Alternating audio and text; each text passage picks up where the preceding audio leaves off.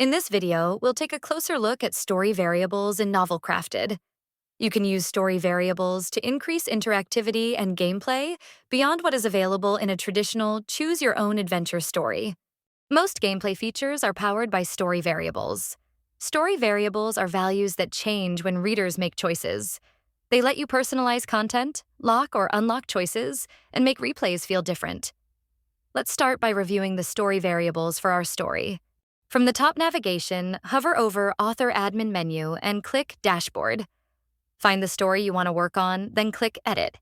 Scroll down to Story Variables. Take a few moments to think about what kind of numbers you want to track in your story. For example, a romance score between the protagonist and another character, a friendship score, or classic stats like strength, intelligence, charisma, or willpower. When you're ready, enter your story variable names and give each one a default value. The default value is the starting value at the beginning of the game. When a reader plays your story for the first time, or if they restart it, their story variables reset to these defaults. In our story, there's room for a romance subplot between Elias Vance and Mara Kincaid. So our first variable will be Mara Kincaid Romance, with a default of 25. Elias is a cartographer, curious, observant, and a lifelong learner, so we'll also add Perception at 75 and Intelligence at 75. Remember to click Save.